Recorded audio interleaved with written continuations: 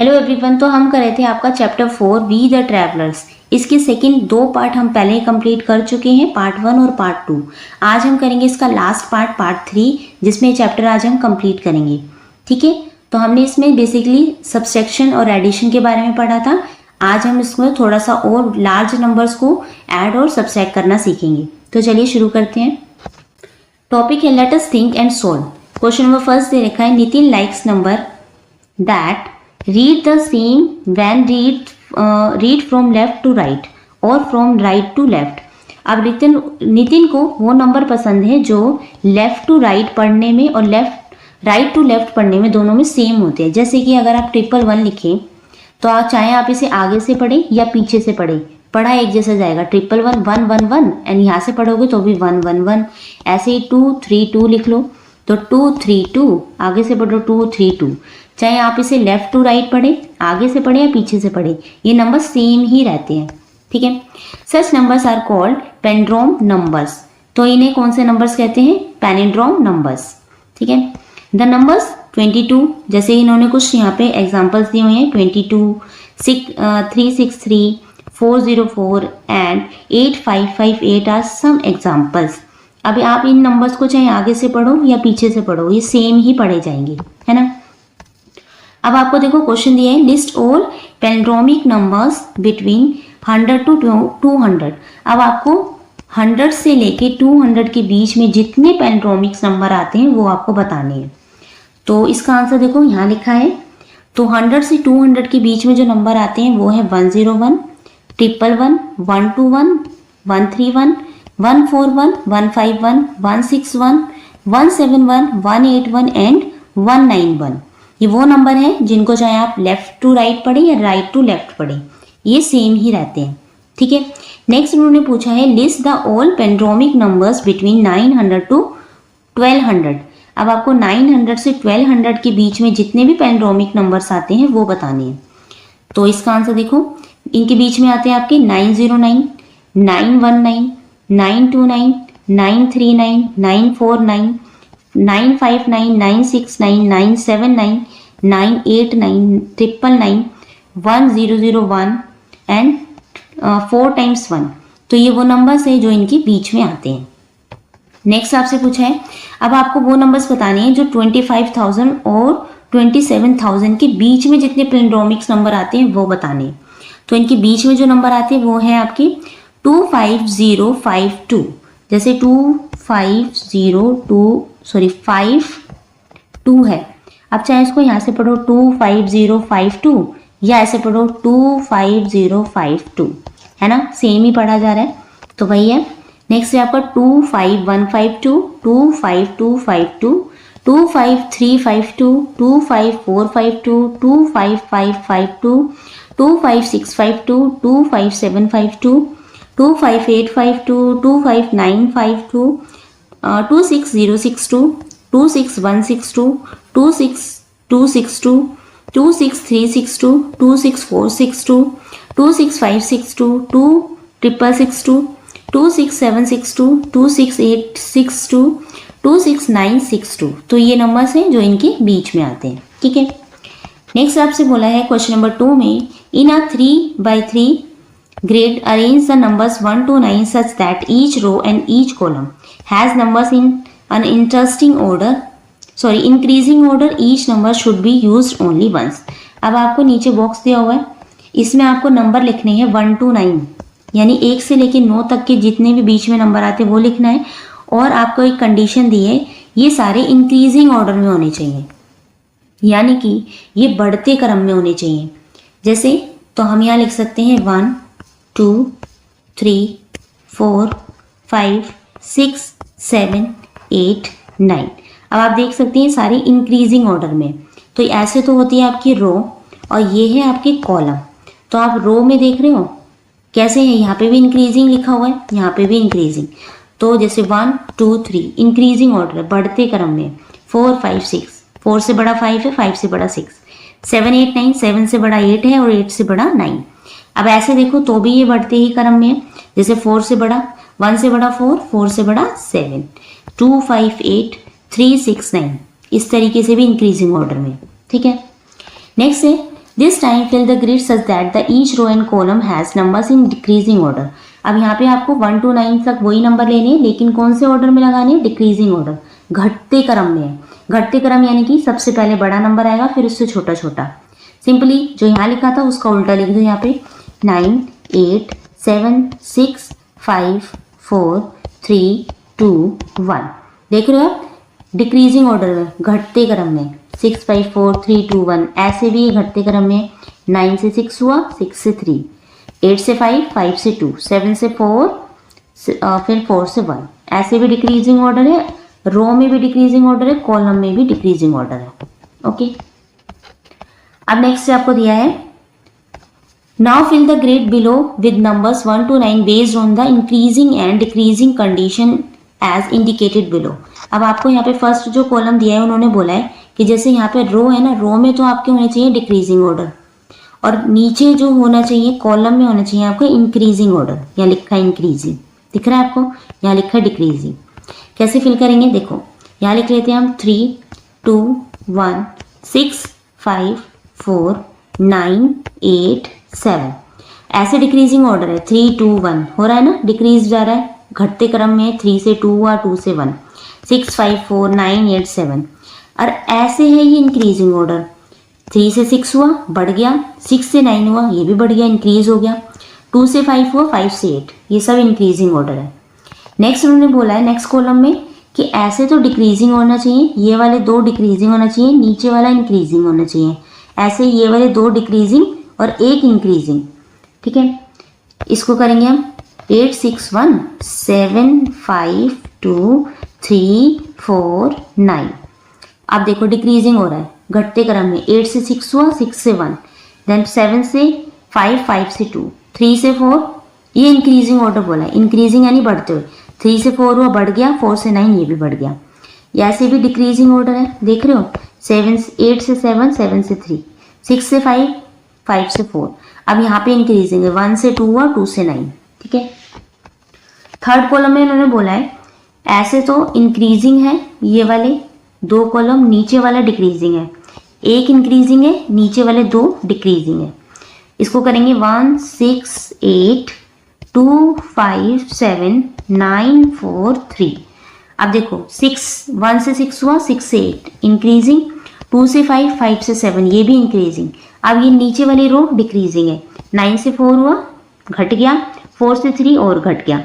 अब ऐसे देखो, ऐसे इंक्रीजिंग है, 1 से 2, 2 से 9, फिर डिक्रीजिंग है, 6 से 5 हुआ, 5 से 4, फिर से डिक्रीजिंग है, 7 से 8 हुआ, 8 से 7 हुआ, 7 से 3। ठीक है, इस तरीके से आपको तीनों ये जो बॉक्स है फिल करने हैं। अब आपको जरूरी नहीं है सेम यही आंसर लिखने हैं, 1 to 9 के बीच में आप अपने तरीके से भी इनको सोल्व कर सकते हैं, जरूरी नहीं आपको ऐसे ही सोल्व करने हैं। ठीक है, ओके, नेक्स्ट देखते हैं। नेक्स्ट है आपका इवन एंड ओड नंबर। तो नेक्स्ट टॉपिक है आपका circle the numbers that are even. उन नंबर्स पे आपको सर्कल करना है जो इवन नंबर है। सबसे पहले आपको पता होना चाहिए कि इवन नंबर कौन से होते हैं। इवन नंबर वो नंबर्स होते हैं जो 2 से पूरी तरीके से डिवाइड हो जाते हैं और लास्ट में आपका रिमाइंडर 0 आता है। जैसे मैं एक नंबर लेती हूँ 264, तो आप बता सकती हैं क्या ये इवन है या ऑड है। सिंपली मैं इसे 2 से डिवाइड करके देखती हूँ, अगर मेरे लास्ट में 0 आ गया तो ये इवन है, और लास्ट में 0 नहीं आया तो ये क्या है, ऑड नंबर है। तो डिवाइड करके देखती हूँ, 2 1 जा 2, 6 उतरा, 2 3 जा 6, देन 4 उतारेंगे यहाँ पे, 2 4 जा 2 2 जा 4, लास्ट में मेरा 0 आ गया। तो यानी कि ये एक इवन नंबर है। इवन यानी कि सम संख्या है। अब इसको बिना डिवाइड करे कैसे देखेंगे, जिन भी नंबर्स के बीच में लास्ट में यूनिट प्लेस पे बिल्कुल लास्ट नंबर पे 0 आ जाए, 2 आ जाए, 4 6 8 आ जाए, तो वो सारे इवन नंबर होते हैं, यानी कि 2 से डिवाइड होंगे। अब जैसे मैं एक नंबर लिख लेती हूँ बहुत बड़ा, 7 8 9 2 6, तो क्या ये इवन नंबर है? कैसे देखेंगे, लास्ट वाला नंबर देखो, ये वाला, यहाँ पे तो 6 है, तो मैम ने बताया था जिस भी नंबर के पीछे ये वाले नंबर आ जाए तो वो आपका इवन नंबर होगा। तो यहाँ तो 6 है, तो यानी कि इवन नंबर है। ऐसे ही इसमें देखो, यहाँ पे लास्ट में क्या है, 7, तो ये ऑड नंबर है। यहाँ पे क्या है, 8, तो ये इवन नंबर है, सर्कल कर दिया हमने। यहाँ पे क्या है, 4 लास्ट में, तो ये भी इवन नंबर है। यहाँ लास्ट में क्या है, 0, ये भी इवन नंबर है। 9 है, ये ओड नंबर है, ये भी ओड नंबर है, लास्ट में 9 है, या 3 है। मैम ने तो बताया था वो ही इवन नंबर होंगे जिनके लास्ट में ये नंबर लिखी हो। यहाँ पे 6 है तो ये इवन नंबर है। 1 है, नहीं होगा ओड नंबर। 222 लास्ट में 2 है, इवन नंबर। तो जो जो इवन नंबर्स थे हमने उन पे सर्कल लगा दिया। ठीक है, इस तरीके से आप इन्हें फाइंड आउट कर सकते हैं। नेक्स्ट है question number 2, observe the given arrangement. नीचे कुछ अरेंजमेंट दी हुई है, उसको आपको ऑब्जर्व करना है। जैसे यहाँ सर्कल दिए हुए हैं तो पेयर अरेंजमेंट इन 18, यहाँ पे 18 सर्कल है और यहाँ पे है 23 सर्कल। क्या कह रहे हैं ये? अब इस वाले अरेंजमेंट को आप देखो, यहाँ जितनी भी सर्कल है वो सब पेयर में है। अगर आप इनके 2 के पेयर बनाओगे ना तो सबके पेयर बन रहे हैं, दिख रहे हैं, इसके इसके इसके, कोई भी अकेला नहीं है। लेकिन अगर आप इस वाली अरेंजमेंट को देखो तो यहाँ पे एक जो पेयर है इसका पेयर नहीं है, ये अकेला है। ठीक है, तो अब ये क्या कह रहे हैं? ये कह रहे हैं कि एड 2 to 18 व्हाट चेंजेस और does not change in the arrangement. जब आप इसमें और 2 सर्कल बनाते हैं तो इसमें क्या चेंज होता है? मान लीजिए आपने 2 सर्कल और बनाए, 2 और बनाए, 2 और बनाए, ऐसे ही आप बनाते जा रहे हैं तो कोई चेंज हो रहा है? इसमें कोई भी चेंज नहीं हो रहा। इनके तो जो 2 पेयर है वो तो बनते जा रहे हैं, ये तो पेयर में ही है। तो आप इसके लिए आंसर क्या लिखेंगे?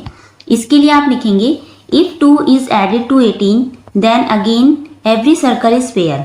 जब भी हम 2 इसमें और सर्कल ऐड कर रहे हैं तो सब फिर भी पेयर में ही है, कोई भी अकेला सर्कल इसमें नहीं है। सो अरेंजमेंट डज नॉट चेंज, इसमें कोई भी चेंज नहीं आ रहा। अब सेकेंड ये कह रहे हैं कि एड 2 to 23 व्हाट चेंजेस और does not change in the arrangement. अगर आप इसके अंदर 2 सर्कल ऐड करें तब क्या चेंज आएगा? तो करके देखें। 2 सर्कल फिर से ऐड करें मैंने, 2 फिर से ऐड करे, फिर ऐड करे, तो आप देख रहे हो अगर मैं 2 सर्कल ऐड कर रही हूँ फिर भी ये वाला जो सर्कल है ये फिर भी अकेला ही है ना। तो अब इसमें क्या चेंज आया? कोई चेंज आया? कोई भी चेंज नहीं आया। If 2 is added 23 then again 1 circle is left, फिर भी एक सर्कल यहाँ पे खाली रह जाता है। सो अरेंजमेंट डज नॉट चेंज, यहाँ पे भी अरेंजमेंट में कुछ भी चेंज नहीं आ रहा। ठीक है, क्वेश्चन नंबर 3 देखो, what do you notice about the sums in each of the following cases? Do you think it will be true for all pairs of such numbers? Explain your observation, you may use the pair arrangement to explain your thinking. अब आपसे देखो क्या पूछ रहे हैं। First question यहाँ पे देखो, 2 and 6 are a pair of even numbers. यहाँ पे जो 2 है, 12 है और 6 है, ये क्या है? इवन नंबर है। अब आपने पूरा चैप्टर कंप्लीट कर रहे हो लगभग, तो आपको इवन और ओड नंबर्स तो समझ में आ ही गए होंगे। इवन नंबर वो नंबर होते हैं जो 2 से डिवाइड हो जाते हैं, ठीक है, और ओड नंबर वो होते हैं जो 2 से डिवाइड नहीं होते, कुछ ना कुछ उसमें रिमाइंडर जरूर बचता है। ठीक है, तो यहाँ पे जो 12 है और 6 है ये इवन नंबर है। Choose 5 such pairs of even numbers, add the numbers in such each of the pair। अब कह रहे हैं आपको 5 आपको पेयर लेने हैं इवन नंबर के, तो आपको बताना है कि फिर से वो इवन नंबर ही आते हैं। तो चलो हम 5 पेयर्स लेते हैं इवन नंबर के। तो मैं ले लेती हूँ एक 12 प्लस में 4, क्या आ रहा है? ये आया 6 मेरा। अब मैं ले लेती हूँ 8 प्लस में 6, कितना आया? ये आया 14। एक ले लेते हैं 6 प्लस में 6, ये आया 12।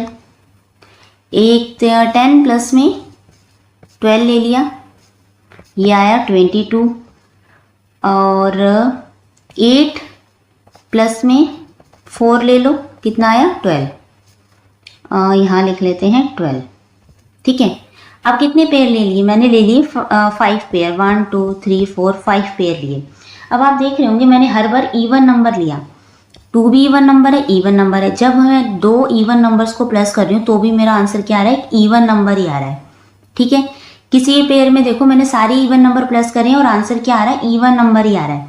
तो ये बिल्कुल सही है कि जब हम 2 इवन नंबर को प्लस करते हैं तो जो आंसर आता है वो इवन नंबर ही आता है। तो यहाँ पे एक रूल बनता है कि इवन प्लस में इवन, आंसर क्या आता है आपका? इवन ही आएगा।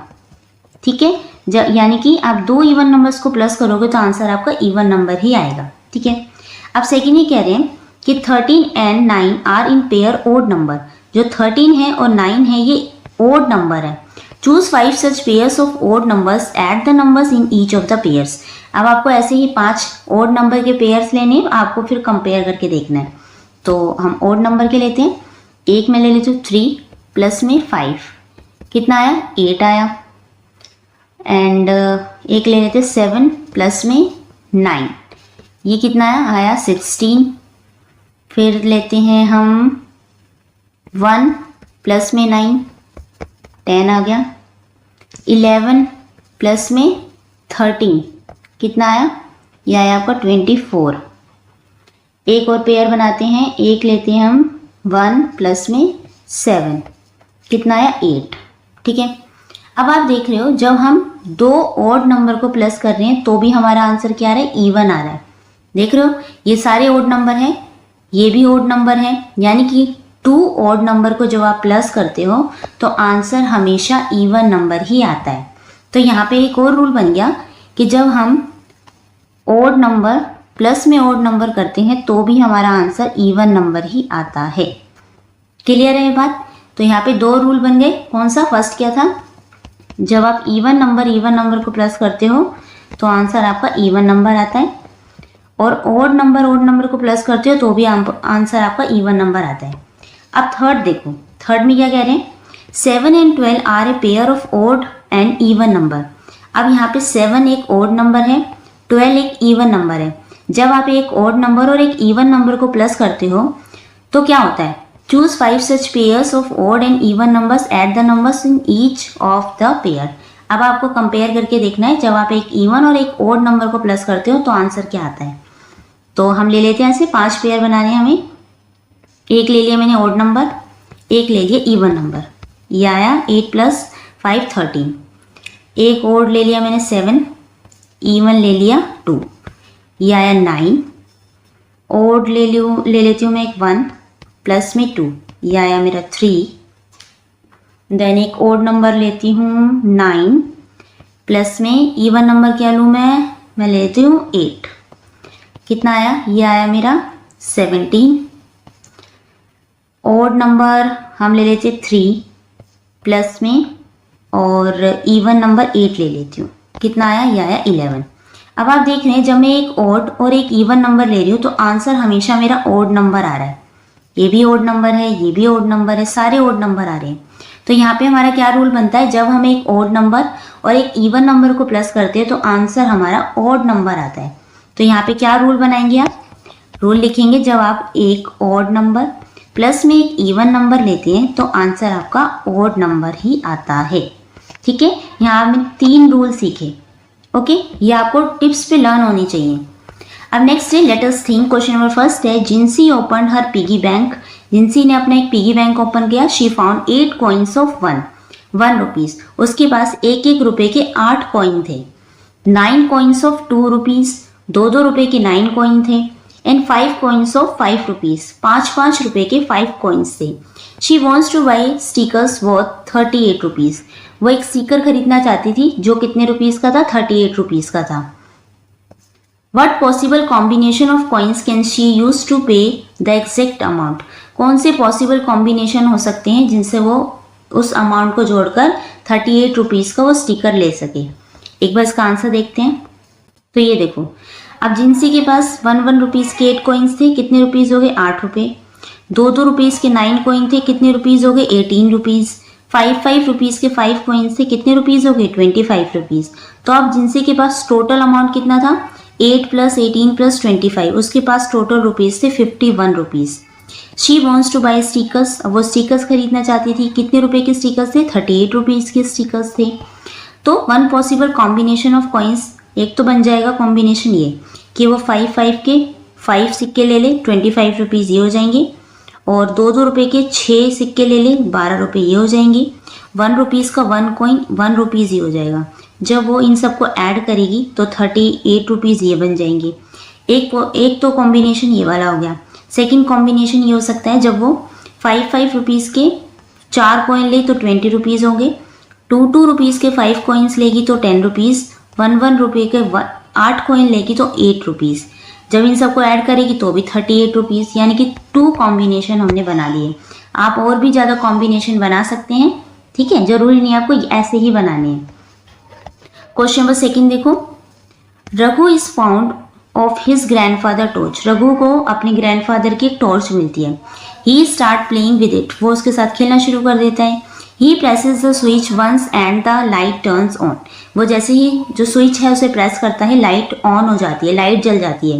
ही presses it a second time and the light turns off, जैसे ही वो सेकेंड टाइम उस बटन को दबाता है तो लाइट क्या हो जाती है, ऑफ हो जाती है, बंद हो जाती है।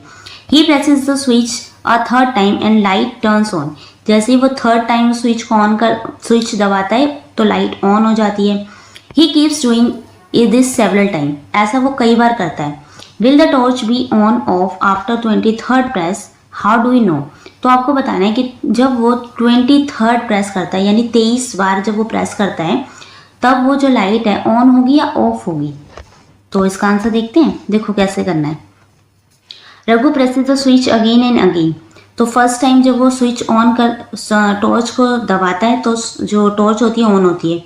सेकेंड टाइम जब प्रेस करता है तो वो ऑफ हो जाती है। थर्ड टाइम जब वो उसको प्रेस करता है तो फिर से ऑन हो जाती है। फोर्थ टाइम फिर से वो ऑफ हो जाती है एंड सो ऑन, ऐसे ही वो करता रहता है, on off on off. We observe that after an odd number press the torch is on, तो हम इसमें ऑब्जर्व करते हैं जैसे ऑड नंबर आता है जो टॉर्च होती है वो ऑन हो जाती है ऑड नंबर पे, देख रहे हो आप, 1 पे ऑन हो रही है, 3rd पे ऑन हो रही है, इसके बाद 5th पे ऑन हो जाएगी। And after even numbers press the torch is of, जैसे ही इवन नंबर आता है जो प्रेस होती है वो ऑफ हो जाती है इवन नंबर पे।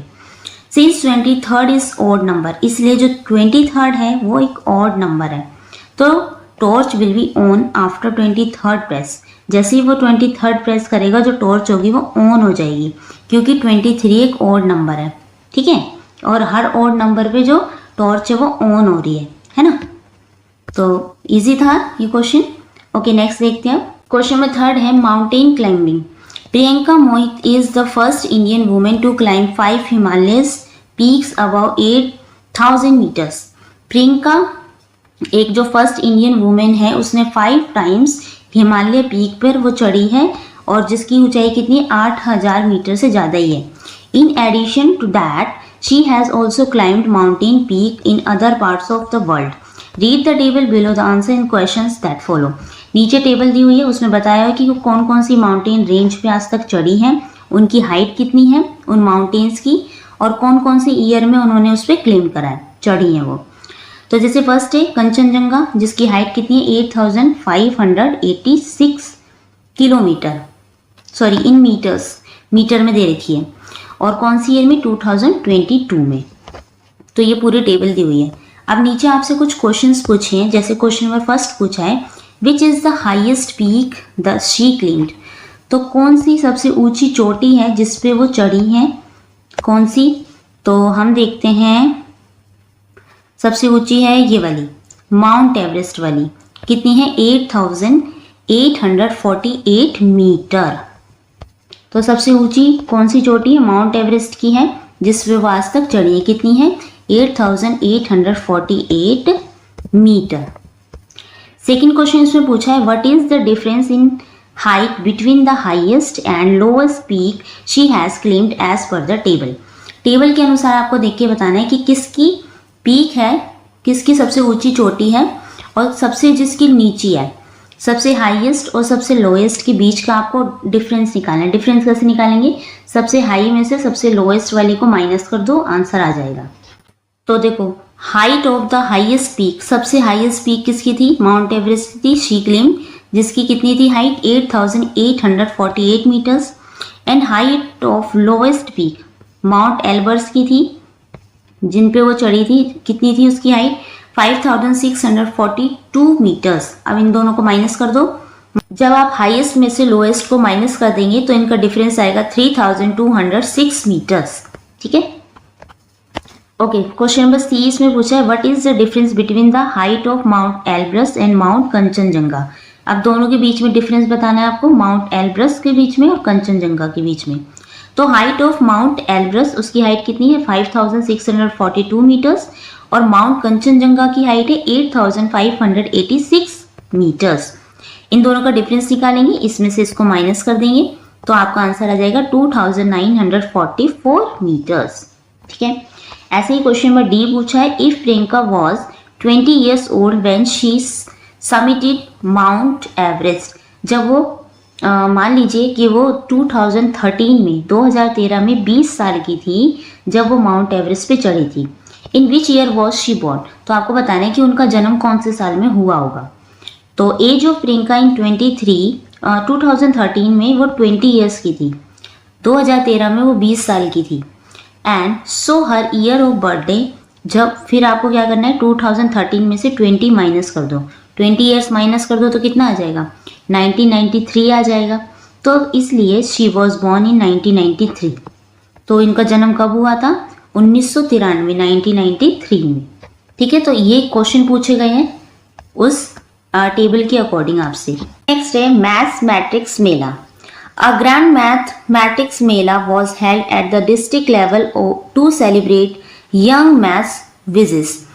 तो एक मैथमेटिक्स मेला लगाया जा रहा है, डिस्ट्रिक्ट लेवल पे लगाया जा रहा है, सेलिब्रेट किया जा रहा है।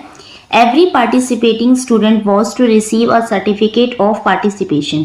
जो जो बच्चे इस मेले में मैथ्स मेले में पार्टिसिपेट करेंगे उन्हें एक सर्टिफिकेट दिया जाएगा, participation certificate. The organizers got certificates printed for each district before the mela. तो जो ऑर्गेनाइजर ये जो मेला ऑर्गेनाइज करवा रहे हैं वो क्या कर रहे हैं, पहले से ही सर्टिफिकेट बनवा रहे हैं। ठीक है, तो जितने बच्चे पार्टिसिपेट करेंगे उनके लिए हर डिस्ट्रिक्ट के लिए अलग सर्टिफिकेट बनवाया जा रहा है। The number of certificates printed and the number of students who attended the competition in each district are as follow. तो जितने नंबर ऑफ प्रिंटेड करवाए गए हैं सर्टिफिकेट्स वो नीचे लिखे हैं डिस्ट्रिक्ट वाइज, और जितने बच्चे पार्टिसिपेट कर रहे हैं वो बच्चों की जितने भी नंबर हैं वो नीचे लिखे हुए। इसमें देखो ये जो टेबल दी हुई है, टेबल देख रहे हो आप, यहाँ लिखी है डिस्ट्रिक्ट। सबसे पहले है चित्तौड़ आंध्र प्रदेश में, जौनपुर यूपी में और रायगढ़ महाराष्ट्र में। तो चित्तौड़ में कितने लोग हैं, सर्टिफिकेट कितने प्रिंटेड हुए हैं 18,225, और स्टूडेंट कितने हैं 18,104। इतने स्टूडेंट ने पार्टिसिपेट किया है, यानी कि स्टूडेंट कम है, सर्टिफिकेट ज़्यादा प्रिंट हो गए हैं। यूपी में देखो 19,043 इतने सर्टिफिकेट वहाँ प्रिंट हुए हैं, छपवाए गए हैं, और स्टूडेंट कितने हैं 19,265, यहाँ पे स्टूडेंट ज़्यादा हो गए हैं। और रायगढ़ में 20,863 प्रिंटेड करवाए गए हैं सर्टिफिकेट, और स्टूडेंट कितने आए 19,974 स्टूडेंट्स हैं, यहाँ स्टूडेंट कम है, सर्टिफिकेट ज़्यादा है। For each district find out if the number of certificates were sufficient. अब आपको हर डिस्ट्रिक्ट का ये देखना है कि जो नंबर ऑफ सर्टिफिकेट है वो सफिशिएंट है या नहीं, यानी जितने स्टूडेंट ने पार्टिसिपेट किया उन सबको सर्टिफिकेट मिल पाए हैं या नहीं, या कम रह गए या ज़्यादा रह गए, वो बताना है। In insufficient calculate how many certificate fell short. अगर जो सर्टिफिकेट हैं कम रह गए हैं तो आपको बताना है कैलकुलेट करके कितने कम रह गए हैं। ठीक है, if extra calculate how many certificates were in excess. अगर जो सर्टिफिकेट है वो एक्स्ट्रा रह गए हैं तो आपको काउंट करके बताना है कि कितने एक्स्ट्रा रह गए हैं। हर डिस्ट्रिक्ट का आपको अलग आंसर निकालना है। तो चलिए एक बार इसका आंसर देखते हैं। चित्तौड़ यानी आंध्र प्रदेश में नंबर ऑफ सर्टिफिकेट कितने प्रिंट हुए थे 18,225, और स्टूडेंट कितने थे 18,104 स्टूडेंट थे। तो कैसे निकालेंगे इनका, हमें देखना है माइनस करके। तो आप माइनस करके जो भी आंसर निकलेगा तो उससे आपको पता लग जाएगा कि सर्टिफिकेट ज़्यादा या स्टूडेंट। अब जैसे हमें नंबर देख के पता लग रहा है कि 18 तो दोनों में सेम है, लेकिन लास्ट का जो नंबर है यहाँ है 225, यहाँ है 104, तो कौन सा बड़ा है, फोर्स ऊपर वाला बड़ा है। तो सो सर्टिफिकेट वर सफिशिएंट, तो जो सर्टिफिकेट है यहाँ पे सफिशिएंट है, यानी बहुत है सर्टिफिकेट, इसलिए therefore number of extra certificate कितने होंगे एक्स्ट्रा सर्टिफिकेट। अब आप इसको इसमें से माइनस कर दो, 18,225 में से जब आप 18,104 माइनस करोगे तो आपका आंसर आएगा 121, यानी कि यूपी में जौनपुर में इतने सर्टिफिकेट ज़्यादा है। अब नंबर ऑफ प्रिंट सर्टिफिकेट कितने हैं यहाँ पे, अच्छा यहाँ पे जौनपुर का यहाँ पे दिखाएंगे नीचे, ये वाला जो है ये नीचे आएगा, ये यहाँ पे जौनपुर का यहाँ पे, ठीक है। ये ऊपर वाले का आंसर सिर्फ 121 तक है, इतने सर्टिफिकेट ज़्यादा है। अब यहाँ पे है यूपी जौनपुर का, देखते हैं नंबर ऑफ सर्टिफिकेट कितने प्रिंट हुए हैं 19,043, स्टूडेंट कितने हैं 19,265 स्टूडेंट है। अब हमें देख के पता लग रहा है यहाँ पे जो सर्टिफिकेट हैं वो कम रह गए हैं, बच्चे ज़्यादा हैं, ठीक है। तो सर्टिफिकेट वर इनसफिशिएंट, यहाँ पे सर्टिफिकेट इनसफिशिएंट है यानी कि कम रह गए हैं, ओके। तो therefore number of certificates fail short, कैसे निकालेंगे शॉर्ट इसका, 19,265 में से जब आप 19,043 माइनस करोगे तो आपका आंसर आएगा 222, यानी कि 222 स्टूडेंट यहाँ पे ज़्यादा हैं जिन्हें सर्टिफिकेट नहीं मिल पाए, ओके। अब लास्ट वाला देखते हैं, रायगढ़ महाराष्ट्र में नंबर ऑफ सर्टिफिकेट कितने प्रिंट हुए थे, 20,863, स्टूडेंट वहाँ थे 19,974। अब यहाँ पे स्टूडेंट कम है ना, सर्टिफिकेट ज़्यादा है, तो सर्टिफिकेट वर सफिशिएंट, सफिशिएंट यानी कि हर बच्चे को सर्टिफिकेट मिल गया और सर्टिफिकेट ज़्यादा भी बच गए। तो कितने ज़्यादा बच गए, कैसे निकालोगे, सिंपल है, 20,863 में से जब आप 19,974 माइनस करोगे तो आपका आंसर आएगा 889, यानी कि इतने सर्टिफिकेट वहाँ पे ज़्यादा बच गए, ठीक है। इस तरीके से आप इस क्वेश्चन को करेंगे, ओके। नेक्स्ट देखते हैं, इससे लेट अस डू। अब यहाँ पे आपको कुछ सम्स दिए हुए हैं, यहाँ पे आपको ये ऐड करने हैं, एडिशन दिखाना है, और उसके बाद ये सब्सट्रैक्ट करने हैं, यहाँ पे माइनस दिखाना है। तो पहले हम एडिशन देख लेते हैं। अब फाइनली आपको जब हमने चैप्टर पूरा करा आपको ऐड करना यहाँ पे आ चुका होगा, फिर भी हम ये सारे क्वेश्चंस के एक बार सॉल्यूशन देख लेते हैं, ठीक है। देखो ये है क्वेश्चन नंबर फर्स्ट, पहले आपको ऐड करना है 2009 में प्लस करना है आपको 7388। अब ऐसे लिख लोगे आप 2099 फिर 7388 प्लस कर दोगे आप, कैसे करेंगे, 9 प्लस में 8 कितना होता है 17, 17 का 7 नीचे 1 कैरी।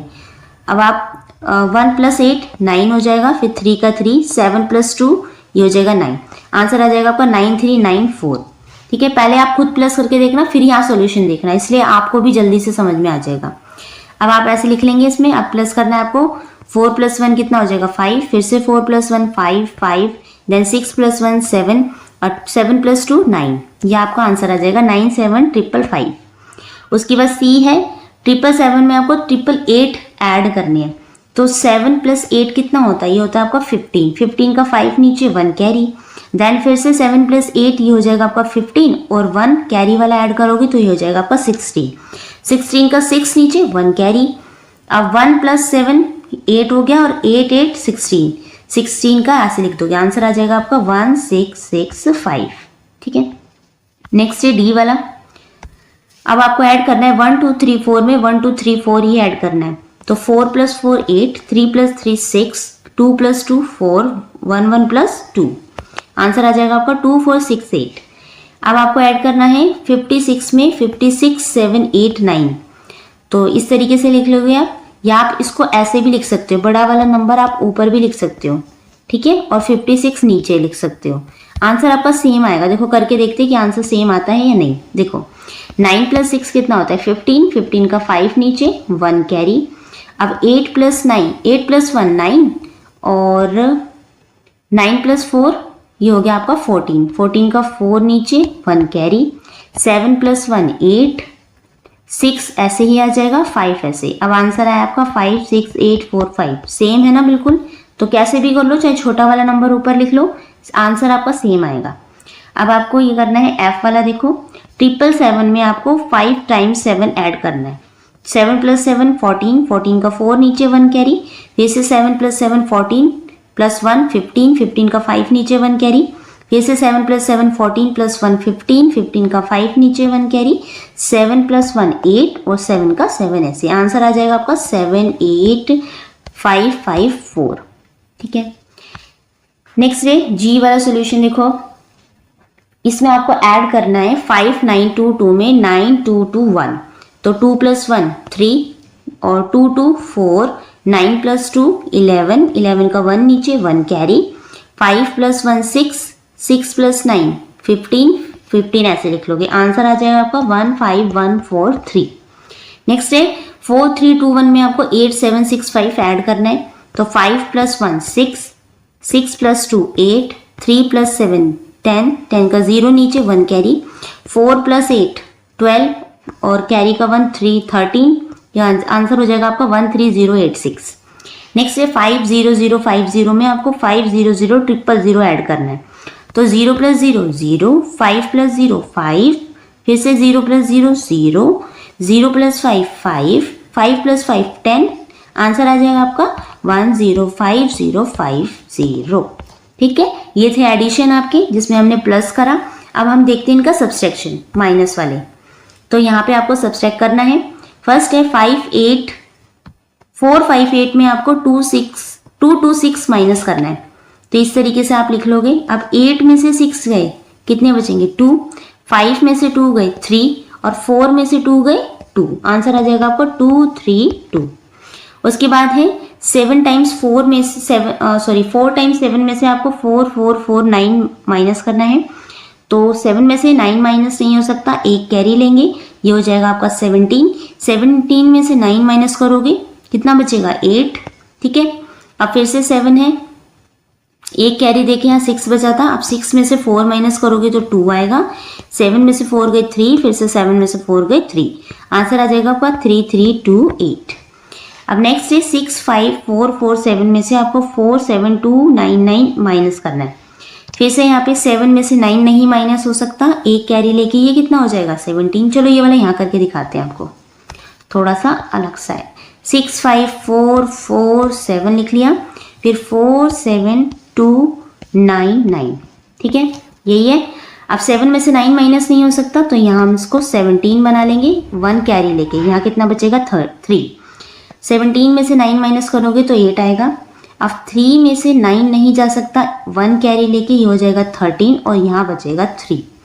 13 में से 9 माइनस करोगे तो ये हो जाएगा आपका 4। 3 में से 2 माइनस करोगे तो 1। अब फिर से 5 में से 7 नहीं जा सकते, तो यहाँ हो जाएगा 15, यहाँ बचेगा 5। अब 15 में से 7 माइनस करोगे तो 8 और 5 में से 4 माइनस करोगे तो 1। आंसर आएगा आपका 18148। ठीक है, इस तरीके से आप करेंगे। नेक्स्ट है डी वाला, देखो 1434 में से 1 2 3 माइनस करना है। 4 में से 3 माइनस करोगे तो 1, 3 में से 2 माइनस करोगे तो 1, 2 में से 1 गया 1 एंड 1 का 1, यहाँ आ जाएगा 111 आंसर आपका। फिर है 1 2 3 4 5 में से आपको 1 2 3 4 माइनस करना है। 5 में से 4 गए 1, 4 में से 3 गए 1, 3 में से 2 गए 1, 2 में से 1 माइनस करोगे तो 1 और 1 का 1। फिर है 5 6 7 8 9 में से 56 माइनस करना है। तो 9 में से 6 गए 3, 8 में से 5 गए 3, 7 का 7 6 6 5 ऐसे ही। ठीक है, आंसर आ जाएगा आपका 56733। ओके नेक्स्ट, फिर है आपका जी वाला 87326 में से आपको 5 टाइम 1 माइनस करना है। 6 में से 1 गया 5, 2 में से 1 गए 1, 3 में से 1 गए 2, 7 में से 1 गया 6, 8 में से 1 गया 7। ठीक है, फिर 8 7 8 में से आपको 5 2 माइनस करना है। 8 में से 2 गए 6, 7 में से 5 गए 2 और 8 का 8 ऐसे ही 8 2 6 आंसर आ जाएगा। 7 4 9 में से आपको 2 माइनस करना है। 9 में से 2 गए 7, 4 में से 2 गए 2, 7 में से 2 गए, ये बचा 5। आंसर आ जाएगा आपको 527। ठीक है, ओके। अब है क्वेश्चन नंबर 3 देखते हैं। ठीक है, अमरीश सेव्ड, एक अम्बरीश है, कितने पैसे बचाता है 92,375 over a year to buy cows and goods. Okay, तो वो अपनी जितनी भी सेव मनी थी, इतनी उसके सेव मनी थी, तो उसने काव और गोट खरीद ली। ठीक है, ही बाय अ काव फॉर 26,000, उसने काव खरीदी 26,000 की। एंड ए गोट फॉर 17,000, और गोट खरीदी 17,000 की। He also buy a milking machine for 19,873, और उसने एक मिल्किंग मशीन खरीदी जो कितने की थी 19,873 रुपए की। Does he have enough money to buy these, क्या उसके पास enough money थी इन सब चीज़ों को खरीदने के लिए। How much more or less does he have than he needs, तो आपको बताना है उसके पास अगर कम मनी थी, कम पैसे थे तो कितने कम थे, ज़्यादा थे तो कितने ज़्यादा थे, ये बताना है। तो हमें टोटल दे रखा है, टोटल उसके पास इतने पैसे थे, ये खरीदा उसने, ये खरीदा और ये खरीदा, 3 चीजें खरीदी हैं। चलिए इसका सॉल्यूशन देखते हैं। अमाउंट सेव्ड बाय अमरीश, कितने अमाउंट सेव था उसके पास 92,375 रुपीज।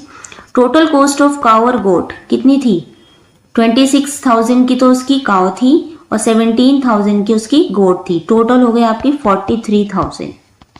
ठीक है। उसके बाद एक कॉस्ट ऑफ मिल्किंग मशीन थी, कितने की थी? 19,873 की। अब इसको 43 में ये भी ऐड कर दूं, यहाँ लिख दिया हमने टोटल एक्सपेंडिचर, जितना खर्चा हुआ, टोटल खर्चा कितना हो गया? 62,873 का। अब ये है बड़ा, फर्स्ट वाला ये नंबर बड़ा है ना, तो so he has enough money to buy this, तो उसके पास ठीक मनी थी, ज़्यादा ही पैसे थे उसके पास ये सारी चीज़ें खरीदने के लिए। नाउ द डिफरेंस, अब डिफरेंस निकाल देंगे।